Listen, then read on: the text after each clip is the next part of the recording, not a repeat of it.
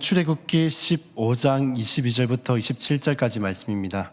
출애굽기 15장 22절부터 27절까지입니다.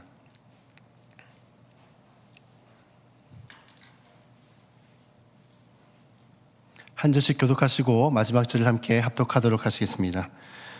모세가 홍해에서 이스라엘을 인도하며 그들이 나와서 수르 강야로 들어가서 거기서 사흘 길을 걸었으나 물을 얻지 못하고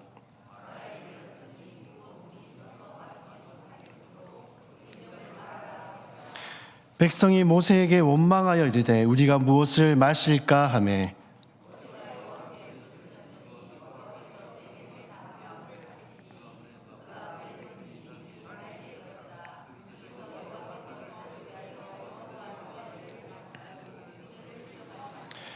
이르시되 너희가 너희 하나님 나 여호와의 말을 들어 순종하고 내가 보기에 의를 행하며 내 계명의 귀를 기울이며 내 모든 규례를 지키면 내가 애굽 사람에게 내린 모든 질병 중 하나라도 너희에게 내리지 아니하리니 나는 너희를 치료하는 여호와임이라.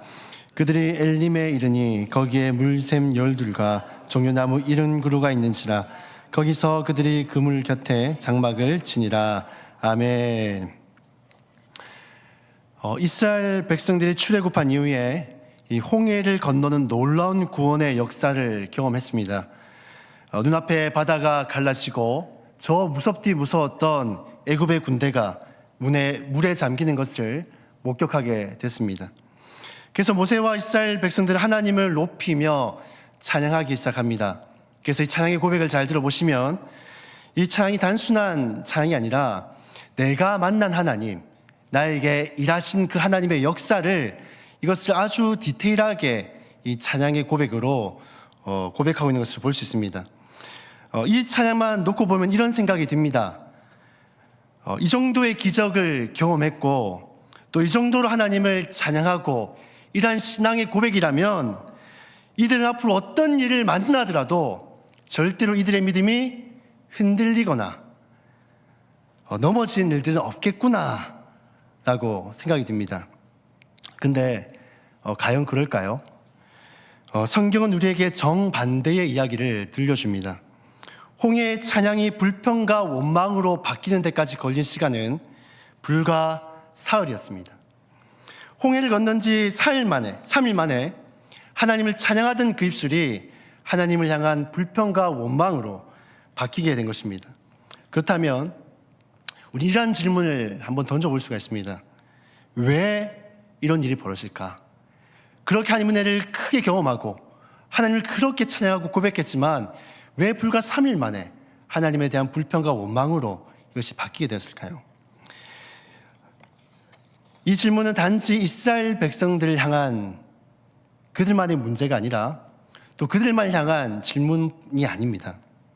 왜냐하면 우리 역시도 예배 시간에 은혜를 받고 나서 바로 예배당문을 벗어나고 나면은 당장 우리 앞에 펼쳐지는 그 현실의 문제 때문에 하나님 앞에 불평과 원망을 쏟아낼 때가 있기 때문입니다. 오늘 본문은 바로 그러한 이유를 우리에게 보여주고 있습니다. 그리고 우리가 받은 은혜가 불평으로 변하지 않기 위해서는 무엇을 우리가 기억해야 되는지를 또 말씀해주고 있습니다. 이제 이스라엘 백성들이 마라에서 왜 무너졌는지를 그 이유를 하나씩 살펴보면서 또 우리의 신앙을 한번 점검해보는 그런 시간들이 되시길 바랍니다. 첫 번째로 이스라엘 백성들이 넘어진 이유는요, 마라가 누구에게나 올 수 있다는 사실을 그들이 몰랐기 때문입니다. 홍해를 건넌 이스라엘 백성들은 강약길을 걸어 4일 만에 도착한 곳이 바로 마라입니다. 그런데 문제는 이 마라에는 물이 있었는데 그 물이 마실 수가 없는 쓰디쓴 물이었다는 것이죠. 그런데 중요한 사실은 이 마라가 마치 믿음 없는 사람에게 이것이 찾아온 것이 아니라는 점입니다. 하나님의 기적을 경험한 사람들, 또 하나님을 찬양하던 사람들, 바로 그런 사람들 앞에 이 마라가 찾아왔다는 것이죠. 이스라엘 백성들은 아마 이렇게 생각했을지도 모릅니다. 우리가 하나님께 선택받은 백성이고 방금 전까지 이런 놀라운 기적을 경험했다면, 그렇다면 우리의 앞길은 계속해서 평탄한 길이지 않을까. 그러나 그들의 생각과는 달리 하나님은 그들에게 마라를 허락하셨습니다. 이는 우리에게 중요한 진리를 가르쳐 줍니다.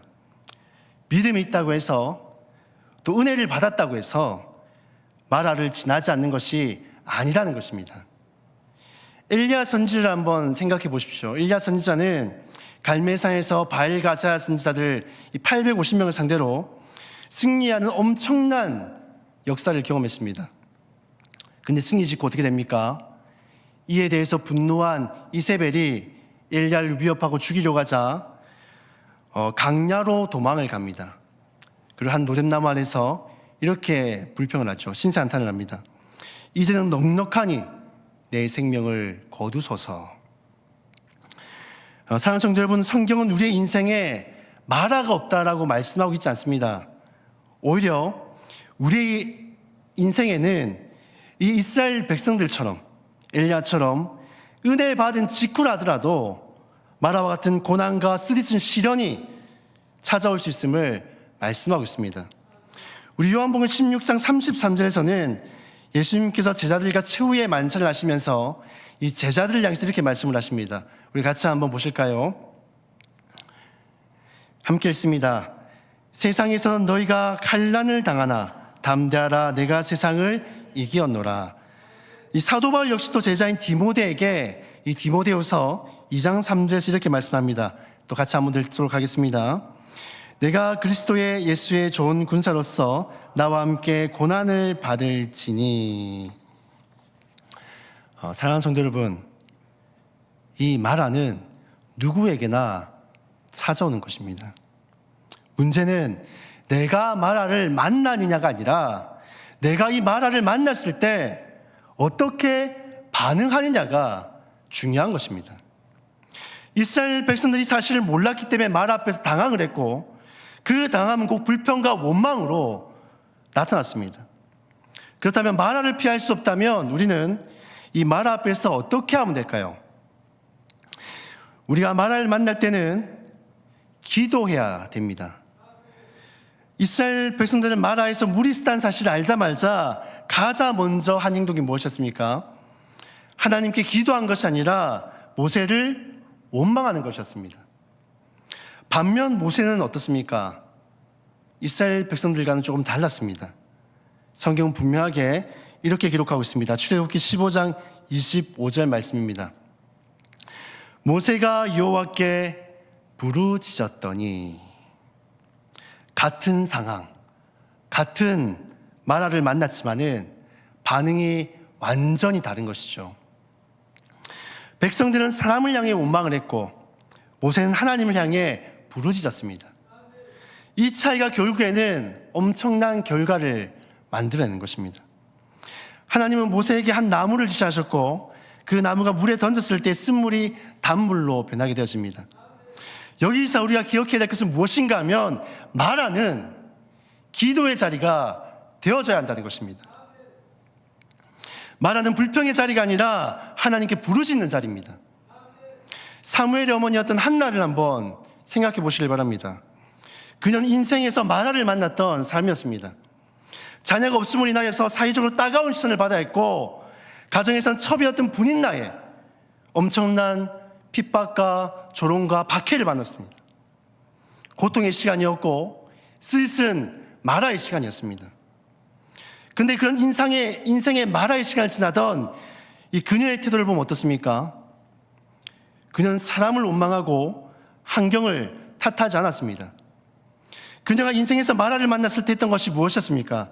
사무엘상 1장 10절 말씀 우리 함께 읽도록 하겠습니다. 함께 읽습니다. 한나가 마음이 괴로워서 여호와께 기도하고 통곡하며. 한나는 인생에서 마라의 시간을 지날 때 하나님 앞에 기도했습니다. 사랑하는 성도 여러분, 우리 역시도 마라를 만날 때 본능적으로 사람을 원망하고 환경을 탓하기 쉽습니다. 그러나 하나님은 그 순간에 우리에게 묻고 계십니다. 너 왜 불평하니? 너 왜 나에게 나오지 않니? 너 왜 기도하지 않니? 부르짖지 않니? 사랑하는 성도 여러분, 인생길에서 마라를 만나셨습니까? 혹시 쓰디쓴 고통의 시간을 보내고 계십니까? 지금이 바로 하나님 앞에 나아가서 기도해야 될 시간입니다.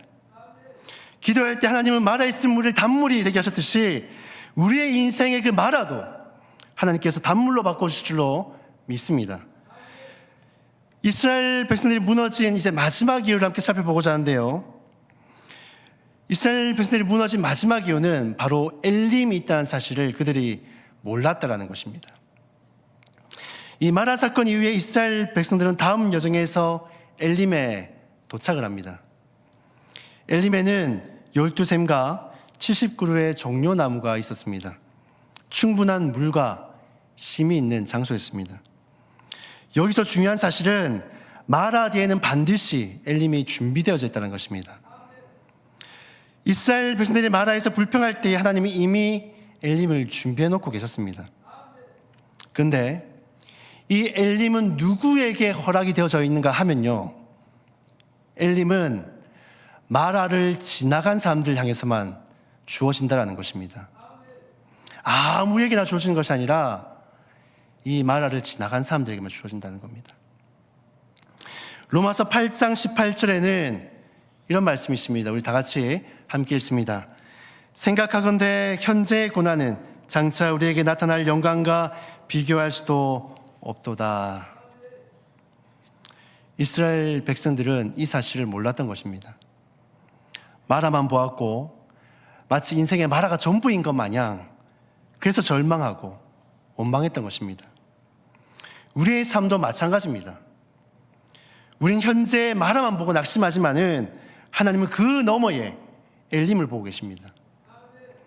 요셉의 삶을 한번 살펴보시길 바랍니다. 요셉에게는 하나님께 주신 위대한 꿈이 있었습니다. 형들의 곡식단이 자신의 곡식단을 향해서 절하는 것을 꿨습니다. 뿐만 아니라 해와 달과 11별들이 자신을 향해서 절하는 그러한 꿈들을 꾸었던 것이죠. 근데 이 꿈을 꾸고 난 이후에 요셉의 삶은 어떻습니까? 꿈과는 전혀 반대되는 길을 걷기 시작합니다. 형들에게 아버지의 심부름으로 이 도시락을 선한 마음으로 가져다 주러 갔는데 어떻게 됩니까? 도리어 형들의 손에 의해서 노예로 팔려가게 됩니다. 보디발의 집에서 성실하게 열심히 일했지만은 아무런 죄도 없이 누명을 써서 감옥에 갇히게 됩니다. 감옥에서 요셉은 하나님을 의지하며 또 열심히 살아왔습니다. 술 맡은 간원장과 떡 맡은 간원장이 꿈을 해석해주며 자신의 억울함을 기억해달라고 부탁을 했지만은 그는 잊혀진 채로 무려 2년이라는 시간을 더 감옥에서 보내게 됩니다. 그러다 이제 2년의 시간이 지난 이후에 하나님께서는 바로의 꿈을 통해 요셉을 부르십니다. 요셉은 바로의 꿈을 해석하게 되어지고 결국에는 이 꿈으로 인하여서 애굽의 2인자가 되어집니다. 그리고 하나님께서 요셉에게 주셨던 그 꿈들은 한치의 오차도 없이 온전하게 이루어지는 것을 보게 됩니다. 요셉이 노예로 팔려가서 총리가 되기까지의 기간이 약 한 13년 정도가 됩니다. 하나님은 요셉에게 13년이라는 이 마라의 시간을 허락하셨고 그 시간들을 통해서 총리라는 엘림의 길로 가게 될 수 있었던 것입니다. 사랑하는 여러분, 저는 오늘 말씀을 준비하면서 이 주일 오후 예배 시간에 들었던 그 송교사님의 그 말씀이 참 마음속에 남아 있습니다. 송교사님이 줄곧 무엇을 강조하셨냐면 하나님의 부르심은 고난으로 시작하여서 축복으로 완성된다라는 것이었습니다. 사랑하는 성도 여러분, 마라를 지나고 나면 엘림이 있습니다. 그 엘림은 마라를 지난 자만이 누릴 수가 있습니다. 현재의 고난은 장차 나타날 그 영광과 좋게 비교할 수 없습니다. 하나님은 이스라엘 백성들을 마라로 부르셔서 엘림에서 축복하셨습니다. 사랑하는 성도 여러분, 마라는 우리의 인생의 종착역이 아닙니다. 그저 엘림으로 가기 위한 지나가는 곳에 불과합니다. 그러므로 지금 마라의 시간을 지나고 계시다면 곧 이제 우리에게 예비하신 그 엘림이 있다는 것을 믿으시고 또 기대하고 소망하고 기도함으로 이 마라의 시간들을 잘 보내시기를 주님의 이름으로 축복합니다. 말씀을 정리하도록 하겠습니다. 사랑하는 성도 여러분, 마라는 누구에게나 오는 것입니다. 믿음이 있든 없든, 은혜를 받았든 안 받았든, 그러나 마라는 우리를 무너뜨리기 위해 있는 것은 아닙니다. 하나님을 더 깊이 신뢰하도록 이끄는 하나의 도구이고 통로인 것이죠. 그러므로 마라를 만날 때 불평하지 마시고 그곳에서 기도하시길 바랍니다. 그리고 눈앞에 마라가 전부라고 생각하지 마시길 바랍니다. 마라는 그저 지나가는 곳에 불과하니 하나님이 예배하신 그 엘림을 기대하고 소망함으로 오늘 하루도, 내일 하루도, 올 한 해도 이것을 기대하고 소망함으로 하루하루 살아가는 저와 여러분들이 다 될 수 있기를 주님의 이름으로 축복합니다. 현재의 고난은 장차 나타날 영광과 좋게 비교할 수 없습니다.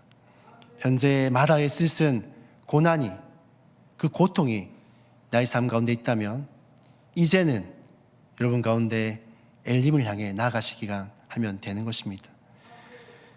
그러한 믿음으로 오늘도 내일도 함께 믿음으로 걸어가는 저와 여러분들 다 될 수 있기를 주님의 이름으로 축복합니다. 우리 말씀을 기억하시면서 함께 찬양하며